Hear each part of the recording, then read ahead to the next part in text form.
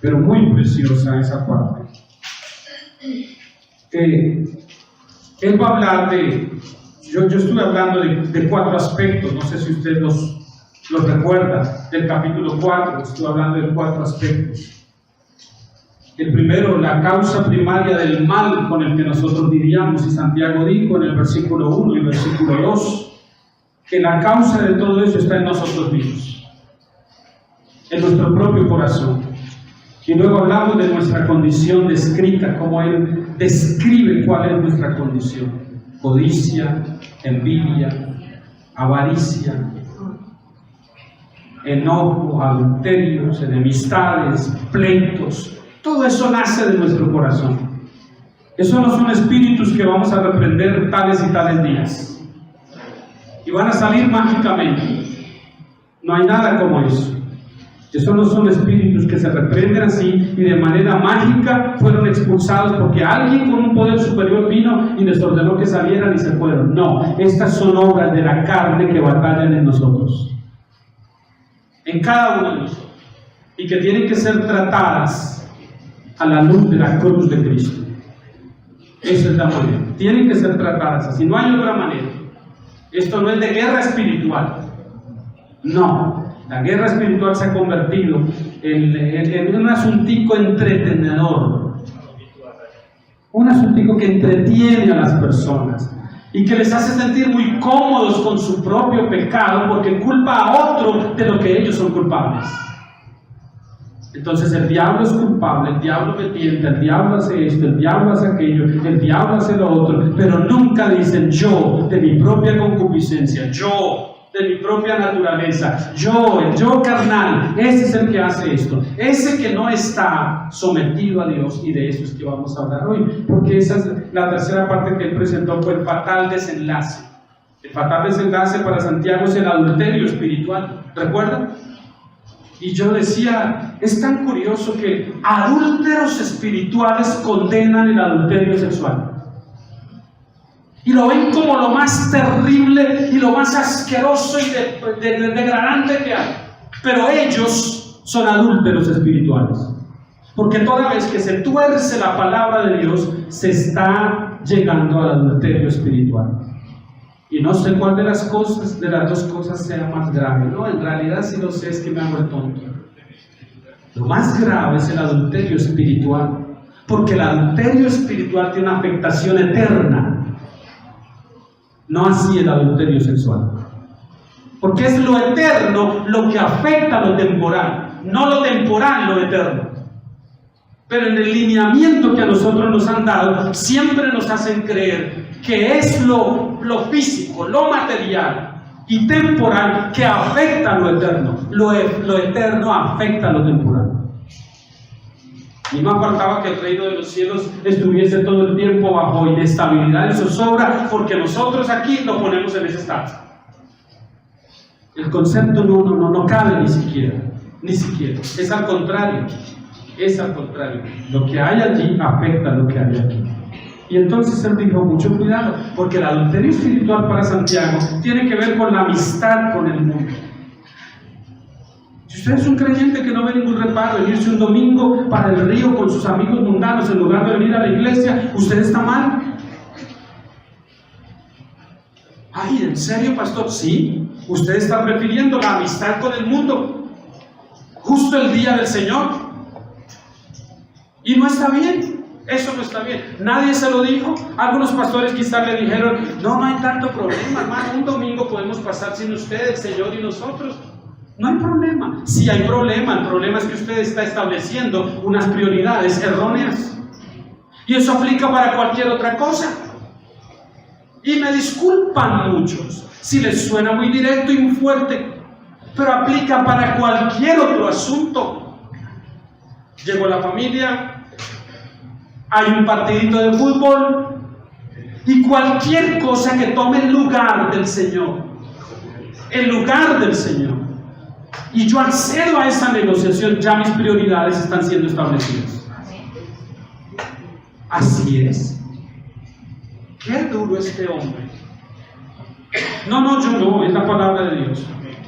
Y Santiago dice la razón, él dice, es que la amistad con el mundo es enemistad contra Dios.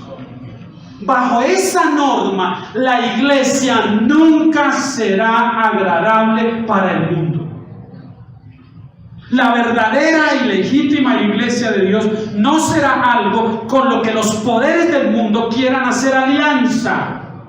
Lo querrán hacer con la iglesia adúltera, pero no con la iglesia verdadera. Porque la iglesia verdadera estará para señalar la conducta de esos hombres perversos que quieren utilizar la iglesia para su beneficio. Y la iglesia verdadera detecta, discierne esas cosas y no se presta para eso.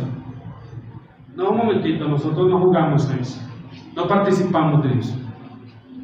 Ese no es nuestro asunto. Pero el pastor, luego, si los justos gobiernan, ¿cuántos textos de la Biblia sacados de contexto? ¿No? Solamente para alimentar el ego y las ganas de poder. Porque todo lo que quiere la iglesia hoy, esa iglesia descarriada y adúltera, no es más que el mismo poder que el mundo tiene.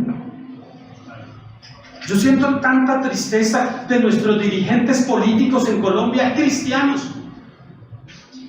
He soñado con que algún día uno de esos que se llaman apóstoles inclusive y que están en el Congreso y dirigen mega iglesias, y he querido que uno de ellos tome la iniciativa y haga la propuesta, siquiera por 3 veces, que él diga: propongo que todos los senadores y los representantes a la Cámara por 3 veces ganemos el mismo salario mínimo que los colombianos promedio. Propongo eso. Además, sueño con eso. ¿Sabe por qué? Porque ese pastor que proponga eso se gana más de 10 millones de pesos mensuales como pastor de esa iglesia en Cali. Entonces no es ético que un hombre como estos esté en el Congreso recibiendo 40 millones de pesos, aparte de un montón de beneficios que tienen, y recibir sin ningún temor de Dios también el salario de la iglesia. Sueño con que uno de esos diga un día: renuncio al salario de la iglesia. Es más, si está como senador o como representante a la Cámara, no tiene por qué ser pastor, porque él ya eligió que la prioridad para él era aquello. ¿Ustedes recuerdan el año pasado en Venezuela? Porque Dios lo levantó, porque Dios lo ungió, decían los evangélicos fanáticos que no tienen ni la mínima idea de cómo Dios opera. Y por el Facebook y por todos lados, ahí no se atrevan a levantar su mano contra el siervo Bertucci, porque Dios lo ungió. Y ahí vino el señor padre espiritual de Naún a hacer la tal ceremonia para ungirlo como presidente de Venezuela. ¿En qué quedó eso? En vergüenza. Porque lo único que hizo fue prestarse para que ese usurpador que está en el poder tuviera más poder del que ya tiene. Y él legitimizó desde la iglesia algo que no es legítimo. Y yo escribí a todos esos que subían cosas de mí: ¿ustedes creen que esto va a pasar el día después de las elecciones? Que ese señor no quede en nada. Escríbanme a mí, díganme que fui un resentido y un rebelde. Porque no va a pasar, no va a pasar. Y a más de uno por ahí conocido le escribí: ¿usted cree que Dios está guiando a ese hombre? Entonces debe haber renunciado a la iglesia ya. ¿Sabe qué pasó? Cuando no quedó en nada, al día siguiente llegó al Palacio Miraflores a reunirse con Maduro como si nada. Como si nada hubiera pasado. Ya me presté para ese teatro, para ese asunto. ¿Dónde está la paga? Y de aquí me voy a mi iglesia, a donde regreso otra vez, a donde una iglesia sin ningún discernimiento vuelve y lo recibe como si nada, como el apóstol. Vaya usted, diga algo del apóstol Bertucci en Venezuela. Un semidioso, contaminado de toda clase de cosas, de toda clase de cosas. Esa es la condición de la iglesia hoy. Y esa es la clase de amistad de la que Santiago dice: ustedes no pueden, no deben hacer eso. No se compinchen con el mundo. Ustedes están por encima de eso. Y aunque no nos vean que estamos por encima de eso, estamos por encima de eso. Eso es lo que Dios ha dicho. Y a mí me basta que Dios lo haya dicho. Esas tres cositas que ha planteado Santiago es para llevarnos luego a una cosa. Es la última cosita que trata él en el capítulo 4, los primeros versículos. En realidad, hoy desde el versículo 6 y 7. El versículo 7 en realidad. La solución que él plantea para todo esto. ¿Cuál es la solución de Dios a través de Santiago? ¿Qué es lo primero que dice el versículo 7? Oh, someteos. ¿A quién? A Dios. ¿Pero a qué Dios? ¿A qué Dios nos sometemos? Al Dios revelado en la Escritura, no al Dios que han hecho algunos. Yo no sé si usted ha estado un poco atento de todo lo que está pasando en el campo de las leyes, de los reconocimientos a los grupos minoritarios y de cómo el ataque desde esos grupos minoritarios hacia nosotros los cristianos, que bueno, somos tildados de fanáticos radicales y fundamentalistas, retrógrados y dinosaurios, en un sentido religioso de fe, porque nos quedamos por allá rezagados en el tiempo y no avanzamos, porque no aprendimos a interpretar correctamente y a redefinir la Escritura de acuerdo a la época en que vivimos. Es tan curioso. Mi nieto estudia en un colegio de corte católico, el Colegio Calasanz. Y sabe que me parece curioso porque él es muy analista. A pesar que tiene 9 años nada más, pero él analiza mucho las cosas y las expresa muy bien. Expresa muy bien las cosas que siente que no están como correctamente. Y él tiene un problema porque gusta del básquetbol más que del fútbol. ¿Cuál es el problema con eso? Hay a unos niños que les apasiona el fútbol y a otros no. ¿Cuál es el problema? Yo no veo ningún problema en eso. Eso es lo que a él le gusta, el básquetbol, y a muchos más también. De hecho, a mí me atrae más el básquetbol que el fútbol. Yo no veo ningún problema en eso. Pero en el colegio no hay espacio sino solamente para el fútbol.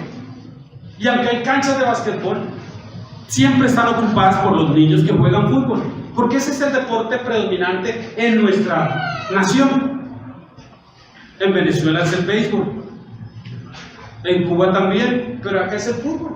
Eso es cuestión de, como hasta cultural. Y él me dice: papi, es que siempre lleva su balón de básquetbol y siempre, generalmente, cuando voy a recogerlo a mediodía, sale frustrado porque quería jugar y no pudo jugar.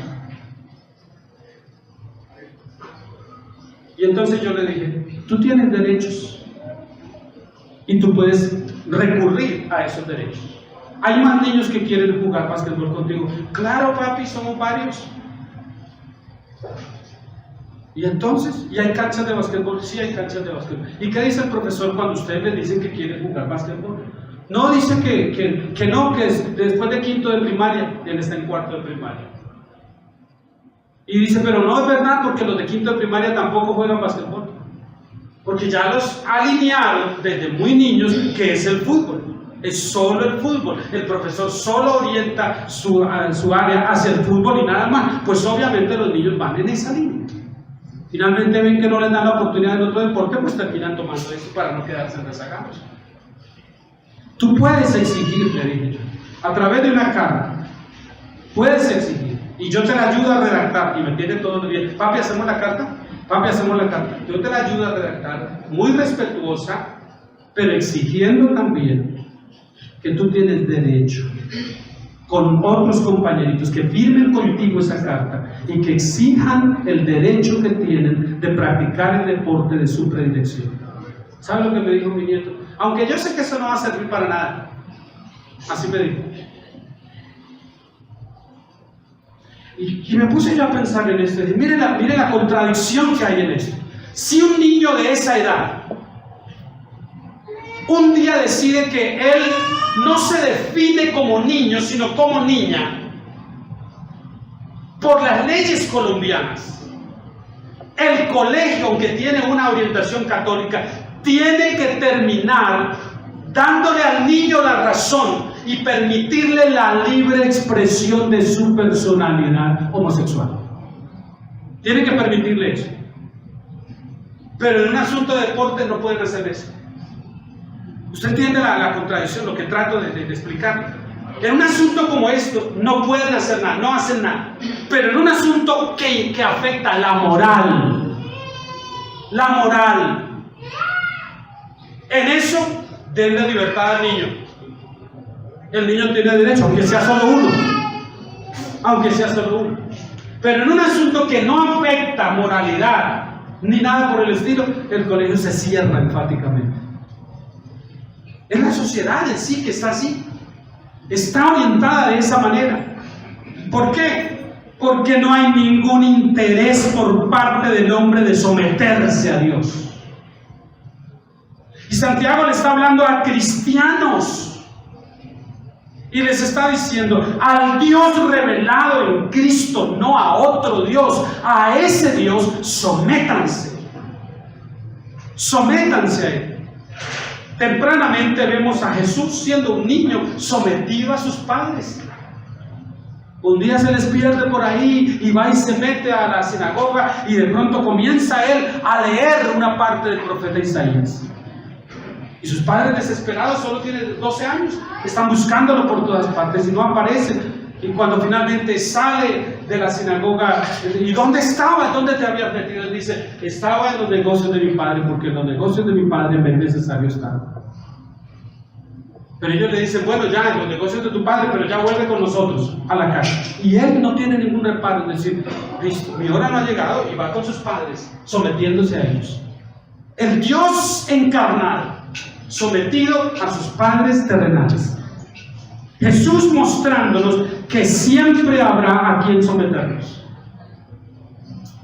Y cuando nos sometemos a aquello que Dios ha establecido, los hijos a los padres, las esposas a sus esposos, los esposos a Cristo, cuando eso sucede, todos nos estamos sometiendo a Dios. Y por supuesto eso trae también ganancia para nosotros. Ahora, ¿por qué debemos someternos a Dios? Porque si usted no está sometido a Dios, a alguien se está sometiendo. El que no se somete a Dios se está sometiendo a alguien diferente a Dios, o a algo, a alguien o a algo, que es muy fácil de identificar quién gobierna mi vida, quién controla mi vida. Ahora, esa rendición, porque sumisión es rendición, y rendición de mi voluntad, es cuando yo rindo mi voluntad. De eso resulta la obediencia. De mi rendición voluntaria viene la obediencia. Entonces, obedecer no me es una carga.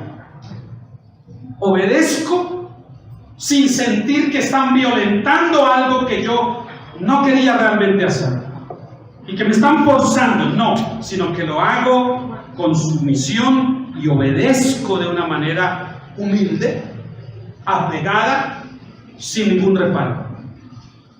Pero principalmente si es a Dios, hermano. ¿Por qué hemos de someternos a Dios? El capítulo por excelencia en el Nuevo Testamento, que habla sobre la sujeción y que Pablo lo exalta luego como humildad, está en Filipenses 2, donde habla de Cristo y cómo Él se humilló hasta lo sumo y se sometió al Padre, de una manera como lo hizo cuando estaba en el huerto de Getsemaní, días antes de ser crucificado. Y mientras ora intensamente y llora también, dice al Padre: que se haga tu voluntad y no la mía. Haz tu voluntad en mí, Señor.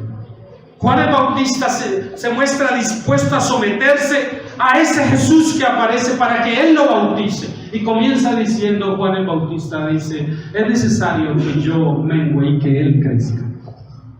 Llegó el tiempo que yo me haga a un lado y que Él comience a mostrarse como lo que es.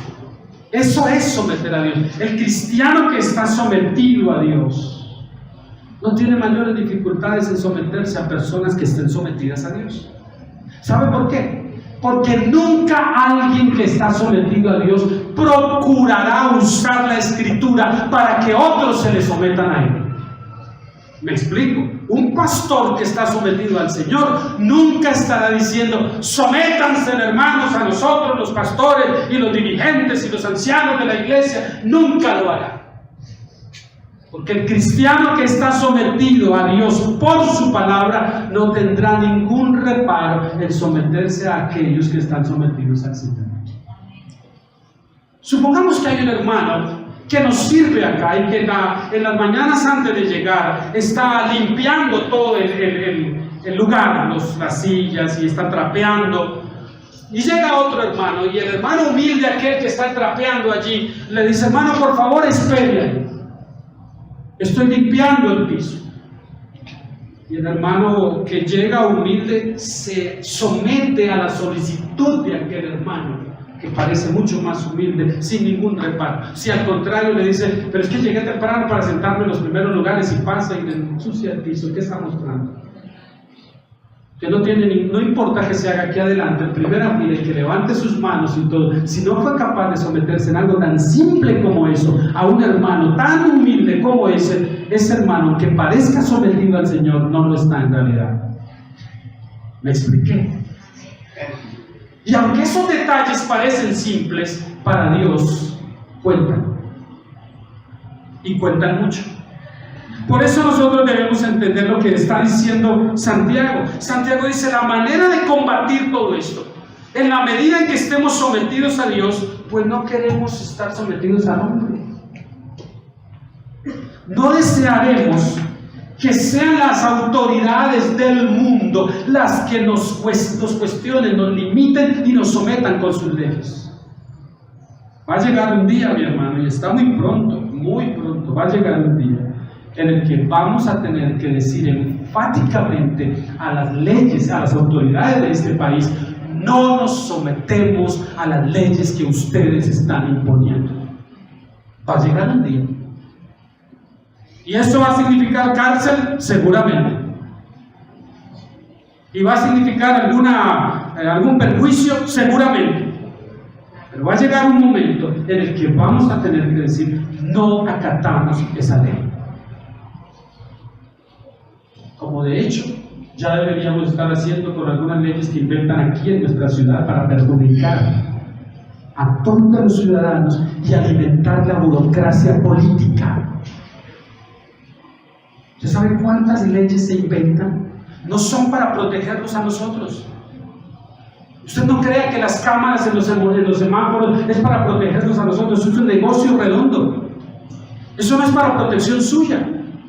Es un negocio redondo de los concesionarios y los políticos, para ellos poderse dar una vida mucho más cómoda de lo que ya la tienen, a expensas de nosotros. ¿O a cuál de ustedes le parece justo? Usted compra un vehículo y paga un impuesto por la matrícula, paga un impuesto por el rodamiento, paga por todo, hermano. Cada vez que le compra un repuesto, paga un repuesto más el IVA de ese impuesto, de ese repuesto que compró. Absolutamente por todo. Tiene que pagar ese impuesto. ¿A dónde van a parar todos esos impuestos que nos quitan a nosotros? A los 40 millones de salario mensual de un senador, que durante una sesión de 6 horas duerme 4. Si va a las sesiones que le corresponden. Y nosotros tendríamos que dejar oír nuestra voz y decir: no estamos de acuerdo con eso. No estamos de acuerdo. Que el ciudadano promedio tenga que trabajar 8 horas diarias o 10 para ganarse un salario mínimo. Y que sea explotado de esa manera y no tenga ni siquiera derecho a la seguridad social como corresponde. Y que nuestros dirigentes políticos sigan teniendo más y más y más y más. Lo mínimo que debemos decir nosotros, lo mínimo es: no estamos de acuerdo con eso. Yo sé que les suena un poquito duro y anarquista el mensaje, pero no lo es. No lo es. Si no viésemos ese parche que hay, esa inmensa diferencia, insalvable diferencia que hay, cada vez más notoria en nuestro país entre ricos y pobres.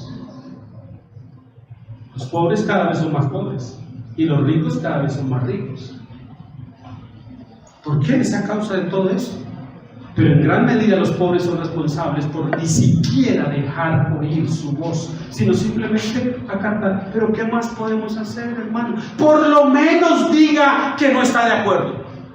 Y tendré que hacer esto porque ni modo me van a quitar la luz si no pago esto, si no hago lo otro, si no hago aquello.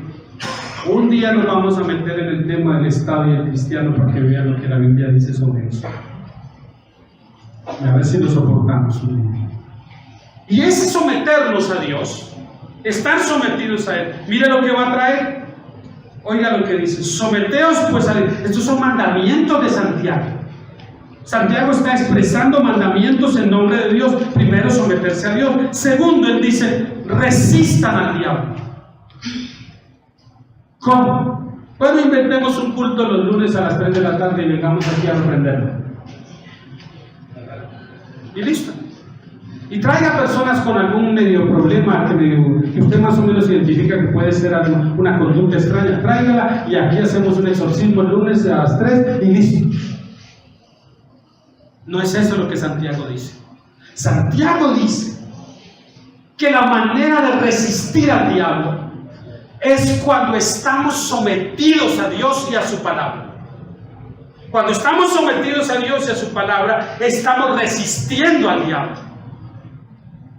No se le resiste atándole, amarrándole, decretando que están nulas tus operaciones sobre mi vida.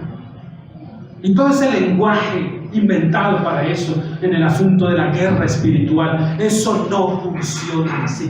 Yo mismo quisiera que funcionara así, pero no funciona así.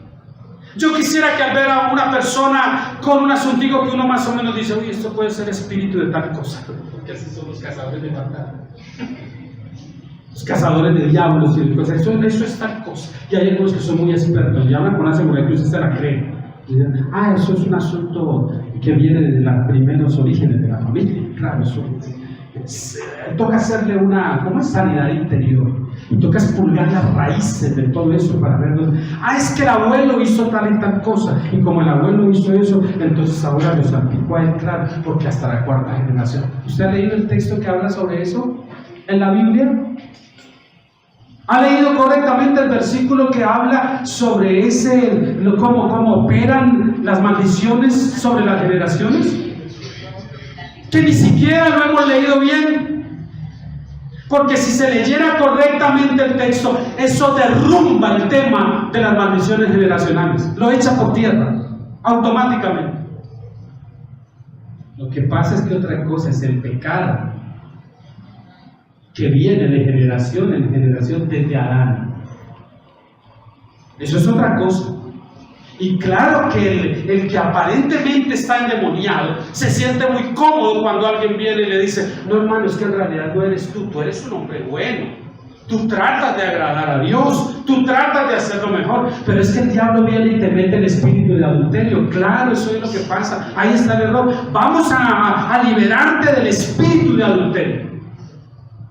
Y cuando lo liberen del espíritu de adulterio, entonces tendrá otro espíritu aquejando. Porque no son espíritus, es su propia carne y naturaleza que no está sometida a Dios, sino está sometido a sus propios deleites.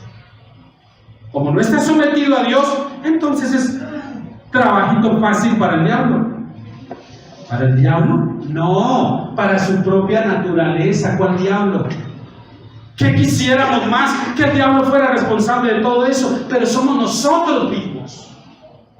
Es lo que Santiago dijo en el primer versículo, de su propia concupiscencia, en el primer capítulo. Cada uno es tentado cuando de su propia concupiscencia es atraído y seducido. No necesitamos del poder del diablo para hacer el mal. Basta nuestra propia naturaleza. No necesitamos de eso. Pero por supuesto, cuando se juntan las dos cosas, entonces ahí sí tenemos un tsunami. Ahí sí tenemos algo grave. Cuando se junta lo uno y lo otro. En el cristiano no tendría por qué ser así. Santiago le está escribiendo a cristianos. Pero lidiaban con estas cosas.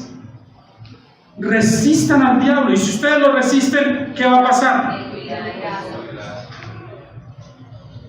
Él huirá sin que ustedes lo tengan que echar. ¿Está entendiendo? Te mando al Dante lo mandaba por allá al séptimo pailón, a la séptima paila, diablo. Te engrillo. Yo escuchaba a unas hermanas orar de esa manera. Te engrillo. Te engrillo. Te pongo grilletes, anulo tu poder, cancelo no sé qué. Ese lenguaje triunfalista.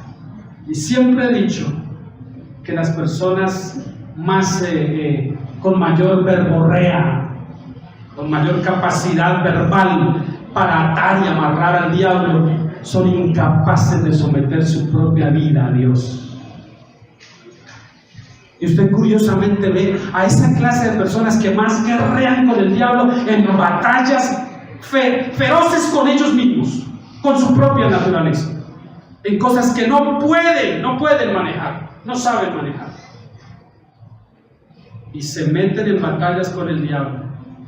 Pero esto no hay que hacerlo. Mire lo que dice Santiago, dice: ustedes se someten a Dios, ustedes viven conforme a sus mandamientos, ustedes son obedientes a Él, ustedes acatan su ley, viven conforme Él lo ha dicho, y del diablo tendrán que huir, porque esa es la manera como ustedes lo están resistiendo. ¿O cómo enfrentó el Señor al diablo en la tentación en el desierto? ¿Cómo? Si eres el Hijo de Dios, manda que estas piedras se conviertan en pan, porque noto que tienes hambre. 40 días has estado en este desierto sin comer, has estado y sin probar alimento. Pobre de ti. Eres tan poderoso para transformar esas piedras en pan. ¿Por qué no lo haces? Y el Señor lo comenzó con una retaíla de palabras. Al diablo que viene del Seol y del infierno te ato y te anulo y decreto sobre ti esto. Escrito está también: no solo de pan vivirá el hombre. Y las 3 veces que Satanás intentó tentarlo, las 3 veces el Señor, y nosotros no estamos por encima de Él, el Señor citó la Escritura.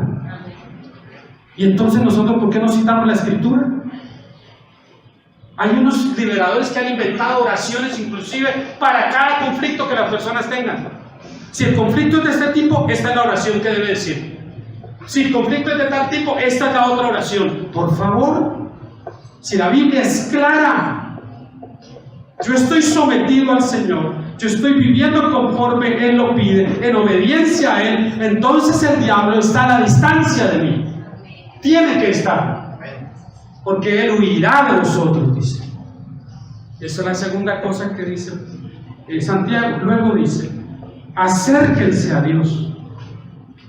Una vez que ya no hay ese impedimento, que el enemigo no está acechando allí, entonces nos acercamos a Dios. Dice: acércate a Dios, al Dios revelado en Cristo. Pero ese acercarse es intimar, es conocerle,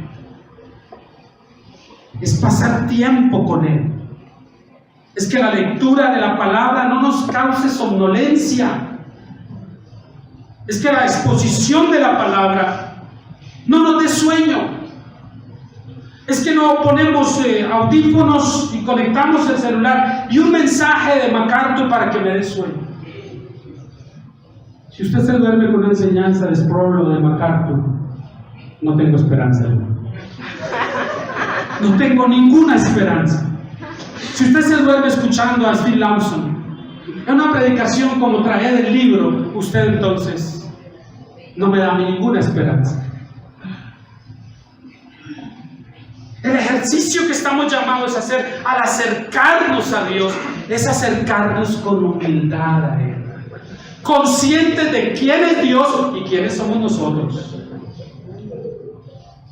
¿Ha oído el lenguaje cuál era? Somos hijos de Dios, hijos del Rey de Reyes y del Señor de Señores.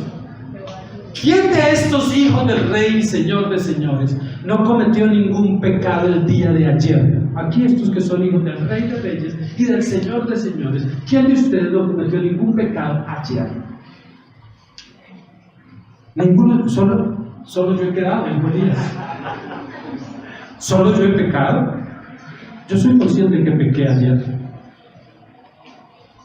Si no hubo acción en mi pensamiento, en mi pecado hubo pensamiento, hubo intención. De alguna manera, de alguna forma, todos pecamos. Y sin embargo, al otro día nos presentamos ante el Señor, como si nada. Como si estuviésemos completamente limpios, sin siquiera haber confesado eso como pecado. Pero el acercarnos a Dios demanda ciertas cosas. Estoy escuchando tantas barbaridades estos días y seguro usted también, hermano. Una comunidad de hermanos que nos intercambiamos ideas y palabras y todo diariamente desde España. Hoy una de las chicas me escribe y me decía: pastor, esto es increíble, esto es degradante, tengo que enviarle todo esto para que lo escuchen. Y me ha mandado la enseñanza de una de las iglesias inclusivas o iglesias abiertas, así se llaman, o iglesias abiertas de Puerto Rico, que también ya están en España y en el mundo y en Colombia, donde, si usted no lo cree, ya tenemos iglesias dirigidas, orientadas solamente a la comunidad gay, iglesias pastoreadas por mujeres lesbianas o por hombres homosexuales, abiertamente, y a donde principalmente van esta clase de personas al culto, no sintiendo ningún impedimento para adorar al Señor como lo hacemos nosotros, a pesar de su conducta homosexual. Y escandalizada esta niña me enviaba esto, porque en España, no sé cuántos de ustedes vieron, pero un hombre conocedor de palabra publicó un libro cuyo título es grotesco. Es imposible anunciar el título de ese libro desde el púlpito. Es imposible.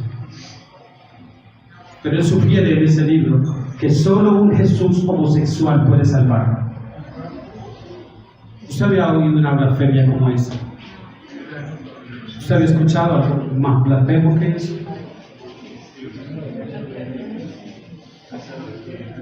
Y por supuesto la comunidad cristiana de sana doctrina se levantó para protestar contra eso y contra la editorial cristiana que se prestó para publicar ese libro.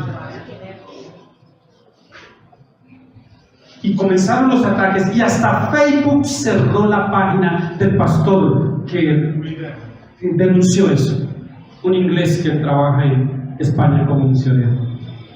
Y le cerraron la página, le clausuraron. Y un pastor en Bolivia se unió a la protesta del pastor Willy Graham y le cerraron la página también al pastor boliviano. No demoraron en cerrar la mía, porque así están las cosas, hermano. Y cuando usted escucha la desfachatez con que estos hombres hablan desde un púlpito a su comunidad gay para decir y para cantar cosas como estas: libre, libre, tú me hiciste libre. Somos libres y la libertad que en Cristo tenemos es inclusive para que, siendo homosexuales como ellos son, podamos seguir siendo cristianos sin ningún problema, porque somos libres. Vale, el ladrón va a decir lo mismo. Somos una comunidad de ladrones que exigimos nuestro derecho a ser reconocidos y tenemos nuestra iglesia para ladrones solamente. No venga aquí porque lo robamos. Y van a tener que ser oídos y escuchados. Y el problema de eso, mi hermano, es que ninguno de nosotros, no sé si lo subimos a YouTube, seguramente lo clausuran. Y que lo hagan, ni modos. Pero sabe, mi hermano, el problema es que parece que el hombre todavía no es consciente de que en cuanto a la maldad se refiere, él todavía no ha tocado fondo, no tocará fondo jamás. Ya 2 casos en Canadá. Un hombre en Canadá de tradición cristiana, protestante, no católica. Canadá. La Canadá del hermoso ministro Trudeau. El guapetón que a todas las niñas descresta y todo, pero que está aceptando toda clase de aberraciones y aprobándolas. Y pidiendo perdón públicamente a la comunidad homosexual. Es en ese Canadá, ya un hombre de casi 60 años, con familia, esposa e hijos, de pronto descubrió que él en realidad es una niña de 6 años, pero que está atrapada en el cuerpo de un hombre de 50 y pico. Y ahora entonces decidió volver al jardín, ponerse vestidito de niña. Tiene hijos. Y no hay vergüenza en esto, no hay temor, no hay censura, no hay nada. El gobierno dice que tienen que respetar eso. Y está yendo al jardín con los niños. ¿Usted sabe el peligro de esa bestia en medio de niños de esa edad? ¿Usted sabe lo que puede significar eso? Pero eso no es nada. Otro hombre.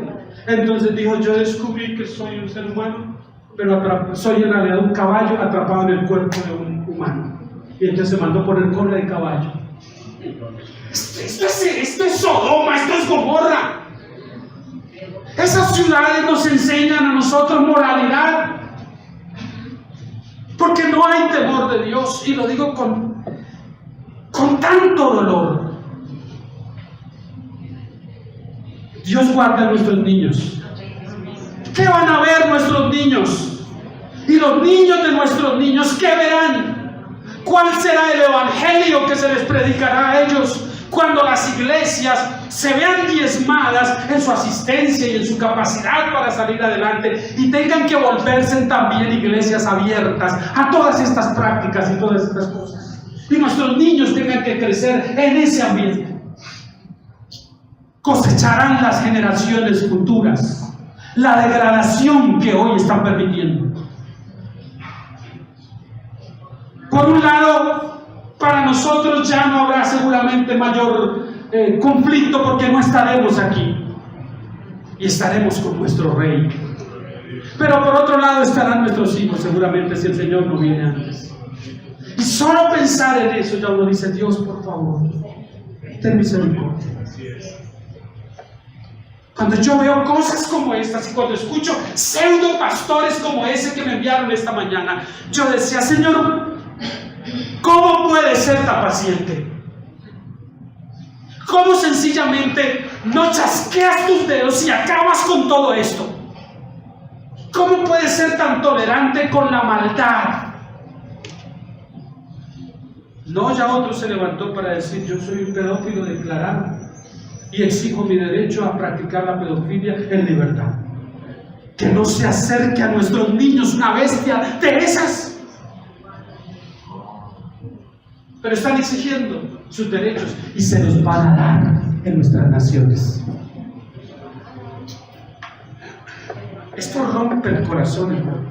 ¿Qué tenemos que hacer nosotros? Acercarnos al Señor, conocerle más, refugiarnos en Él. Y luego Él dice esto: acercaos a Dios y Él se acercará a vosotros. Pecadores, recuerden que es iglesia la que le está hablando. Pecadores, limpiad las manos, y vosotros los de doble ánimo, purificad vuestros corazones. Pureza moral, pureza mental, pureza de conducta, pureza de intenciones. Todo eso lo demanda Dios. Está pensando en la figura del sacerdote del Antiguo Testamento, que tenía que pasar por todo un ritual de purificación antes de tocar siquiera alguna cosa consagrada al Señor. Él mismo tenía que pasar por todo un ritual de purificación. Léase el libro de Levítico, mi hermano, con detalle. Léase. para que vea todas las leyes minuciosas que Dios tenía para ese pueblo. Y algunas de esas permanecen absolutamente vigentes hoy. La pureza sexual que Dios exigía de esa época, la exige de nosotros hoy también.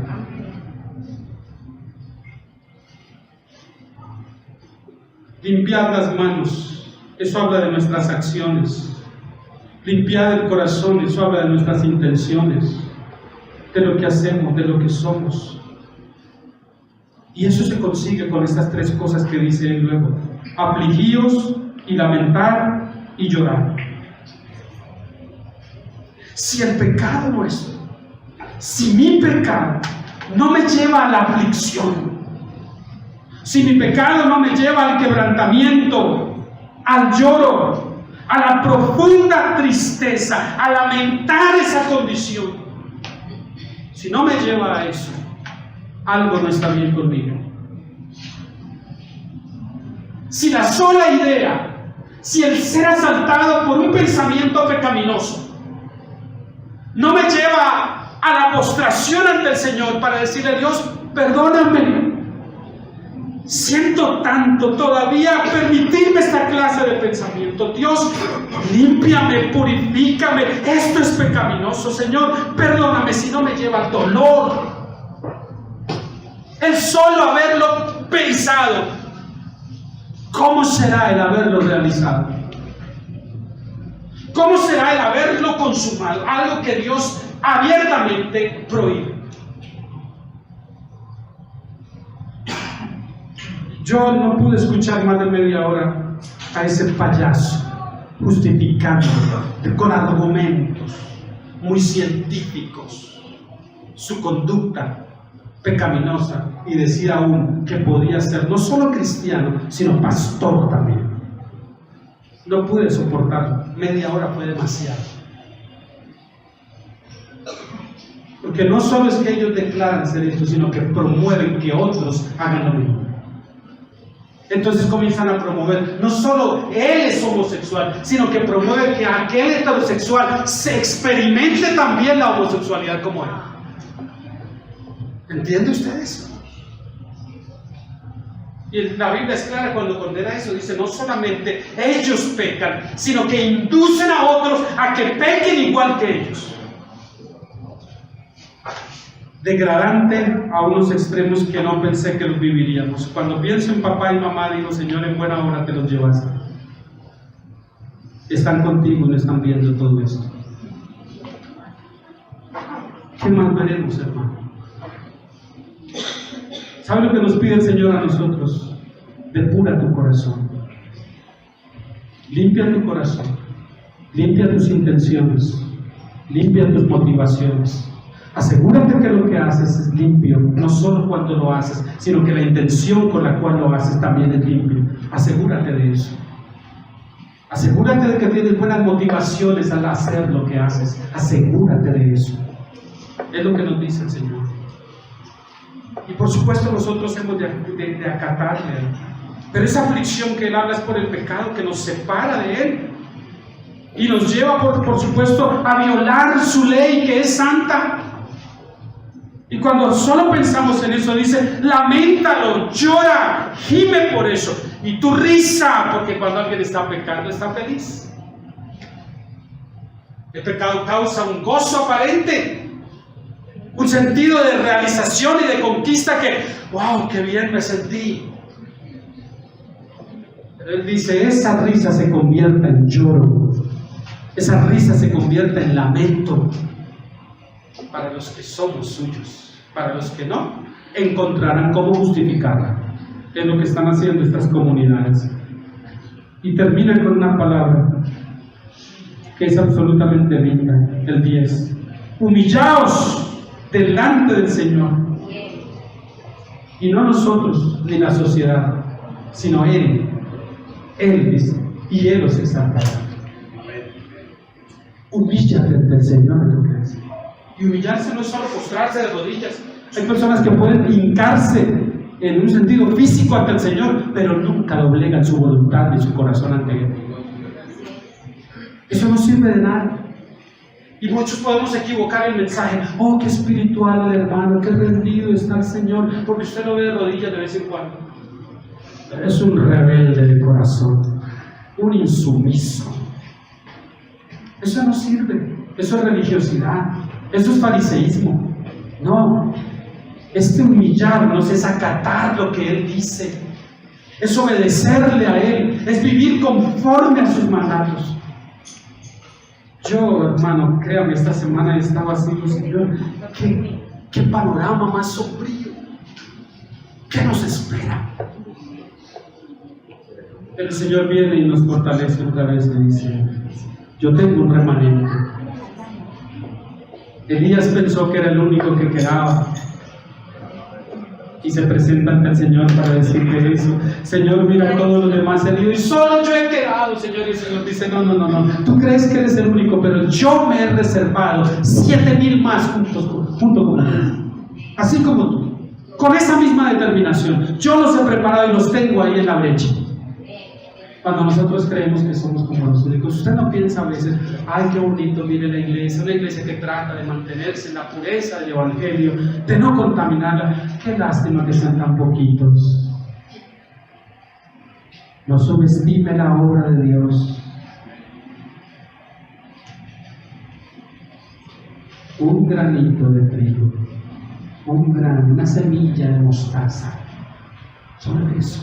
Eso es suficiente en las manos de Dios. Y como nosotros, Dios está levantando millones de comunidades en el mundo, así como nosotros. En el mundo. Yo me sorprendo, ¿sabe? Cuando Dios me trajo a mí de ese corre-corre pentecostal y nos puso en la línea histórica de la palabra, en la línea reformada, bíblica, hablo yo, prefiero usar la palabra bíblica que reformada inclusive. En la línea bíblica sana, cuando Dios nos trajo a esto, yo tenía esa sensación de que parece que soy el único. Parece que yo soy el único. Y en eso Dios trata con uno, porque hay algo de orgullo. Hay algo de orgullo. Venimos al final de un lugar en donde se nos exalza mucho el ego. Siempre es: tú eres capaz, tú puedes, tú esto, tú lo otro, no hay posibilidad, el cielo es el límite, aquel. Todo ese lenguaje humanista, que por más que lo apliquemos no funciona, pero seguimos ahí. Y entonces vengo a decir: el Señor hace ver a uno, y comienzo a indagar y me meto en el asunto, y entonces descubro que aquí hay uno, que allá hay otro, que por allá hay otro, que en Chile hay tanto, que en Argentina, que en Bolivia, que en Ecuador, que en Perú, que en Australia. ¿De dónde sale toda esta gente? Y para mi gozo y alegría, de pronto termino encontrándome con personas que me contactan a través del Facebook y luego dicen: lo conocí allá en Colombia, hermano. ¿Y dónde está? No, estoy en Inglaterra, no, estoy en Barcelona, no, estoy en tal lugar. Y el Señor me ha llevado a una línea bíblica del Evangelio. ¿En serio? ¿Y dónde está? De hecho, la chica que me envió esto se congrega con el pastor Billy Graham. Dice: estamos en esta línea, pastor. Y cuando les digo, dice: ¡qué alegría, pastor! Mire, una de ellas no pudo ocultarlo, y mi esposa me mandó inclusive un audio. Dice: pastor, el Señor te sacó de los... de allá. ¿Te sacó el Señor de allá? Sí, me sacó de allá. Me sacó de allá. ¡Oh, gloria a Dios, pastor! A nosotros también, dijeron ellos. Esa es la obra de Dios, hermano. Es la obra de Dios. Y poco a poco, uno a la vez, Él nos lleva.